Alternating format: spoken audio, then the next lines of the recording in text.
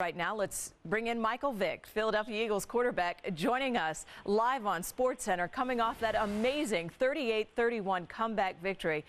Mike Vick, 242 yards, 3 touchdowns. You run for another 100-plus yards on the ground.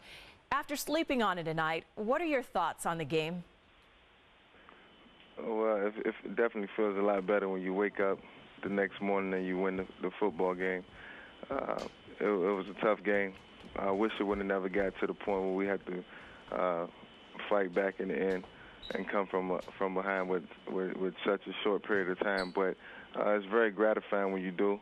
It's a compliment to my coaches and my teammates, all sticking together, believing in one another, and playing the game and fighting to the end. What was said at halftime when you went into the locker room and you were trailing? What adjustments did your team talk about? We just wanted to come back out and play with pride. We knew the game could get a lot worse if we didn't come out and play as hard as we could.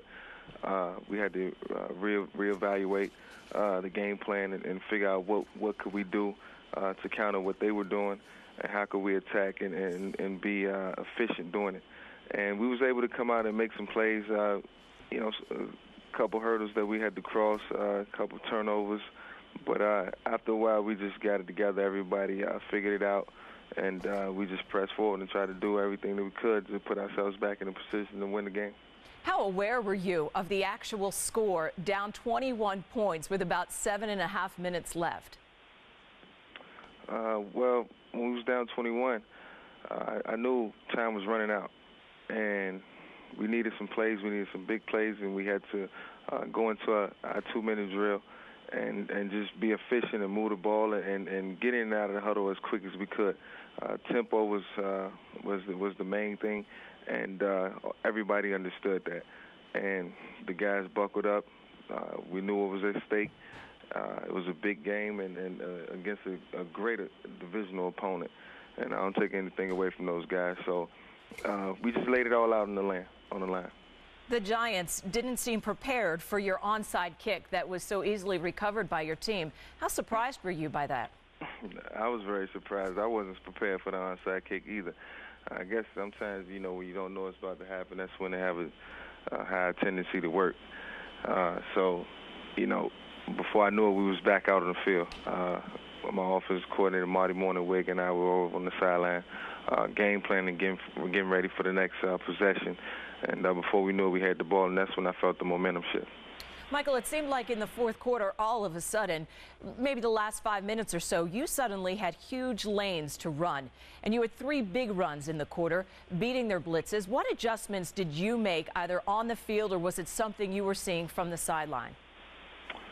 Well, just looking at the pitches, I seen how they were rushing, and running lanes were open throughout the game. I was trusting my reads, trying to get the ball out of my hands, and they did a good job of covering things up early. And I think as we got the momentum and we started to make plays, I think as we continue the tempo in and out of the huddle, they fatigued a little bit, and they still played their game plan. They still was coming hard with a tough pass rush, but I was able to break contain, and it's tough to play me in man-to-man coverage, whether you play 2-man or man, because it opens up running lanes, and I take full advantage of it. Is there a player out there who plays you best? You say it's tough to play you man-to-man coverage. Is it a specific player who plays me best? Yes. I don't know. I think because football it's a total team game, and everything has to be done collectively, and everybody has to be on one accord. So I can't give credit to one specific player. I think as a unit, you can get it done if you play the game the right way. And the Giants, they have a good game plan when they come to play, and we just have to figure it out and exploit it. That being said, they did have many breakdowns, though, as the game sort of got out of their control. Which breakdown surprised you the most? Well, I think going down the stretch, they just kind of got out of sync. Things just started happening for us. Guys started to come open. The pass rush was still efficient, but it wasn't like it was in the beginning of the game. And I don't know what happened, but we was able to take full advantage of it, and we made the plays we needed to make going down the stretch, and I think that's all that matters. And how about Deshaun Jackson returning the punt for a touchdown, no time left on the clock? What were you saying, maybe screaming from the sidelines as he was running at back? When he was running back, I was just saying to myself, we won the game. We won the game. First off, I check for flags because I make sure, I'm not getting excited for nothing. And once I didn't see any flags, just so much excitement, so much joy, and jubilation on our side of the sideline. And it was great. We worked so hard to get back to that position. Everything seemed so bleak at one time, and we was able to push forward and win the game. And I think that's a sign. When you see an opposing coach so angry, and we just saw Tom Coughlin slamming his headset, going after his punter on the field, what does that do for your team? What does that message? What's the message sent to you? I really don't think it's a message sent to us. I think it's something that they have to deal with. It's a credit to what we accomplished going down the stretch in the game. But I totally understand how you feel. It's a tough situation to be in, and after being up, and for us to be down by such a huge margin and be able to come back, I totally understand the frustration. It was only your 10th start for the Eagles, and it's amazing what you've accomplished as the starter for that team. Where did you hope to be at this point when you began your comeback? At this point, I really couldn't say. All I wanted was an opportunity to play. I always said I still felt like I could play at a high level.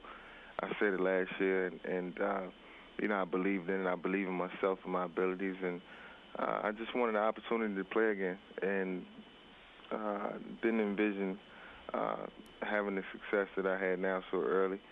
But it's all of God's plan. Do you have a sense, again, only 10 games as a starter, but this is an enormous rivalry, the Eagles and the Giants, and the entire NFC East is always so tough. Do you have a sense of what you've meant to the franchise and the fan base there in Philadelphia? Well, I hope I've provided good football and plenty of excitement, and hopefully I can do it, from now on to the duration of the time that I'm here, and that's what I plan on doing, and that's what I continue to do. I'm just thankful for the opportunity. I always want to please my coaches, my teammates, and my fans, and that's why we work so hard.